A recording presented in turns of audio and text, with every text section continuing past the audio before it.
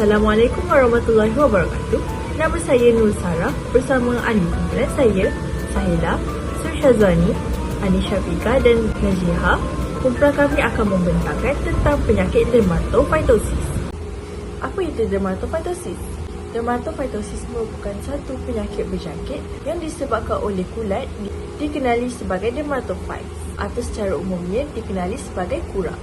Dermatophytes ini memerlukan keratin bagi tujuan pertumbuhan. Hal ini akan menyebabkan kulat ini merebak dan menjangkiti di permukaan kulit, rambut dan kuku. Penyakit ini menyebabkan ruam yang berbentuk seperti cincin, di mana kebiasaannya pesakit akan berasa gatal dan merah di kawasan yang telah dijangkiti. Spesies daripada dermatophytes ini hidup dan membiak di kawasan persekitaran, tetapi ia juga bertindak sebagai parasite, di mana ia akan mengganggu dan merosakkan sel perumah.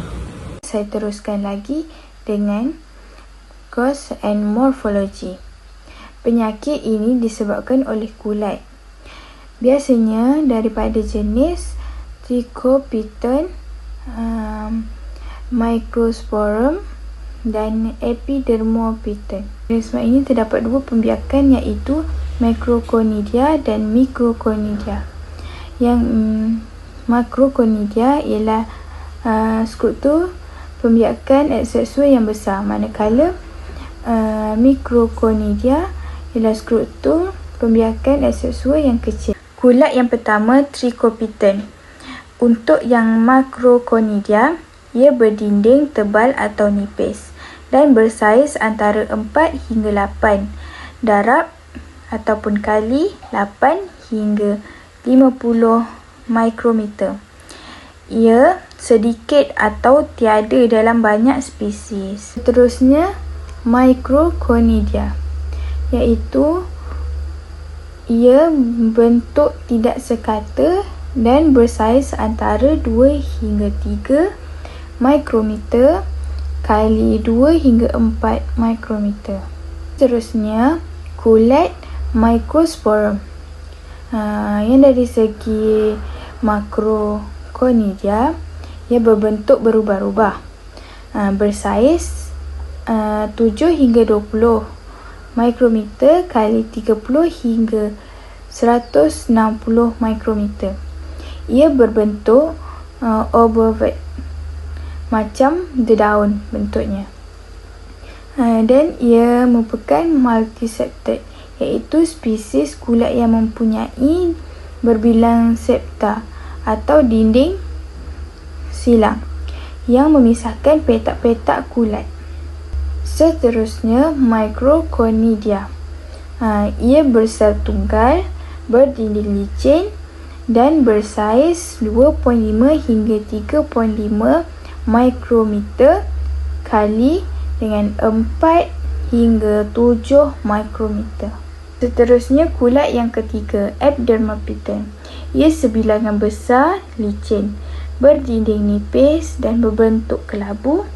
Seterusnya, ia multiseptate dan bersaiz antara 2 hingga 4 mikrometer. Assalamualaikum, nama saya Najia binti Muhammad Arif. Saya akan membentangkan tentang epidemiologi dermatopitosis ataupun ringworm. Prevalent dermatopitosis adalah berbeza daripada satu tempat disebabkan pelbagai faktor. Pengetahuan mengenai prevalence setempat adalah berguna bagi membantu diagnosis dan rawatan klinikal.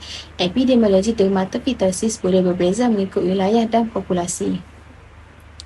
Spesimen dermatologi seperti kikisan kulit, rambut dan ketipan kuku dikumpul berhati-hati daripada kes-kes dermatopitosis yang telah disyaki secara klinikal antara tahun 2008 dan 2010. Semua kultur kulit, rambut dan kuku yang positif telah dipilih dan sebarang pertumbuhan kulat di luar kawasan goresan kultur, data yang berulang atau tidak lengkap telah dikeluarkan daripada kajian. Sebanyak 358 pesakit telah dipilih, di mana jumlah lelaki lebih ramai daripada perempuan dengan nisbah 1.2:1.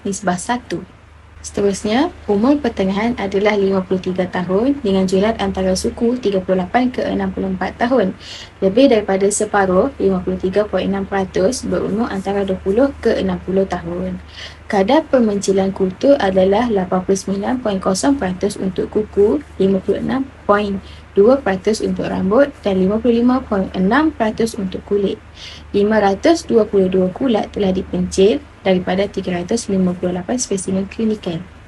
Kulaput bukan dermatofit (NDMS) mewakili kumpulan terbesar 50.5%, terutamanya Aspergillus species 18.7%, diikuti oleh yeast 41.6%, terutamanya Candida species 26.8% dan dermatofit 77.9%, terutamanya Trisipton species 7.7%.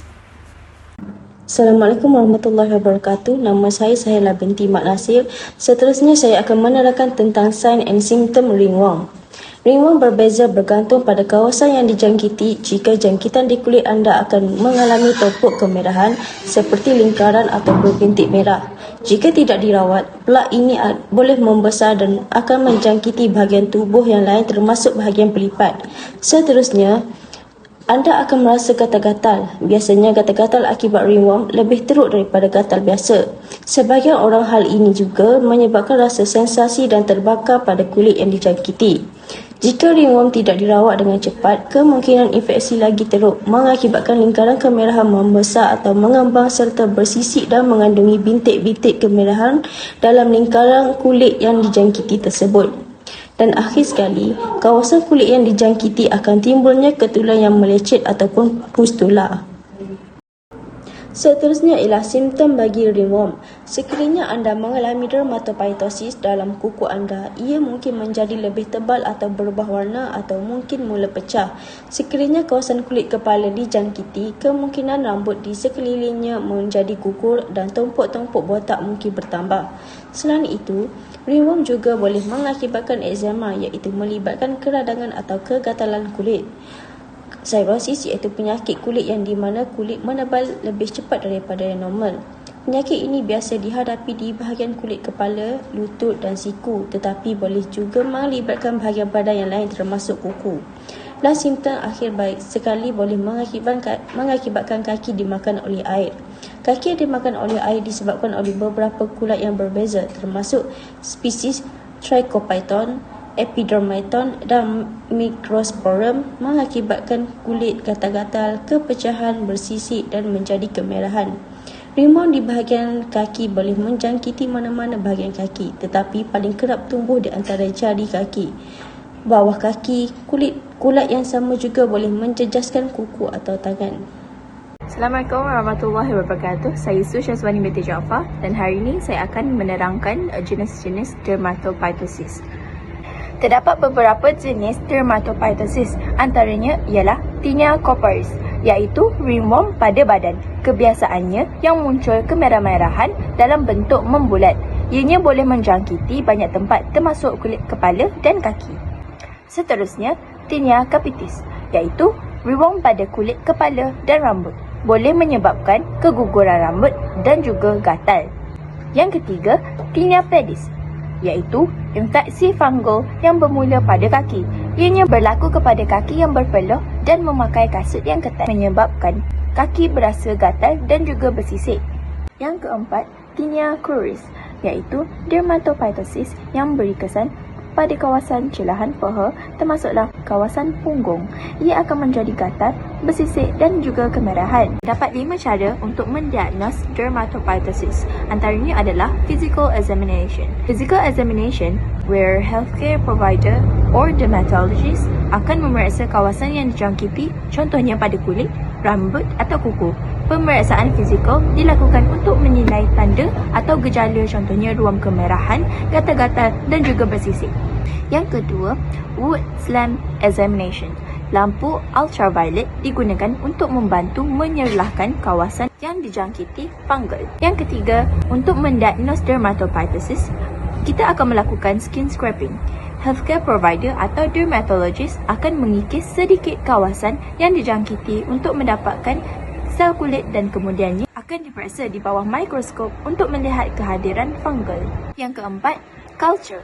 Dalam sesetengah kes, culture fungal akan dilakukan. Sampel dari kawasan yang dijangkiti akan diambil dan dibiarkan fungus tersebut untuk membiak. Ini membantu kita mengesan dan mengenal pasti jenis dermatophytosis yang menyebabkan jangkitan. Biopsi dilakukan sekiranya jangkitan sukar untuk dikesan. Kulit keruping yang dijangkiti akan diambil dan diperiksa di bawah mikroskop. Saya Ani Syafika, saya akan teruskan dengan prevention. Prevention yang pertama, menjaga kebersihan diri seperti mandi dengan kerap. Yang kedua, elakkan berjalan tanpa memakai alas kaki pada tempat-tempat tertentu seperti di tandas awam atau di kawasan luar rumah. Yang ketiga, elakkan menyentuh haiwan yang mempunyai bald spot seperti kucing-kucing yang tidak terjaga. Keempat, elakkan berkongsi barang peribadi seperti tuala, sikat dan sebagainya.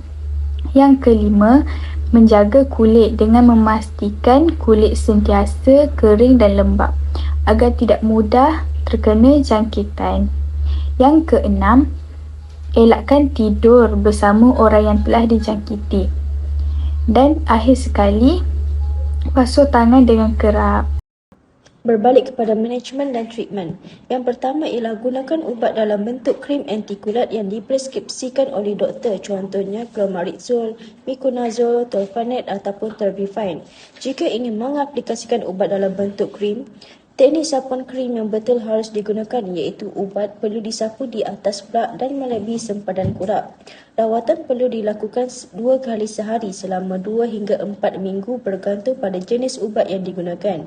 Jika terdapat banyak kawasan yang dijangkiti ringworm, ubat antikulat dalam bentuk kapsul atau pil adalah pilihan yang lebih praktikal.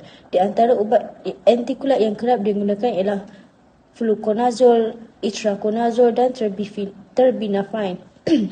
Selain itu, rabin alkohol juga merupakan cara untuk merawat ringworm kerana alkohol yang digunakan pada kulit untuk membasmi kuman pada kulit dan boleh membantu menyembuhkan kegatalan ringan, menghalang ataupun menghentikan pembiakan kulit pada permukaan sekaligus dapat merencatkan kulat daripada merebak.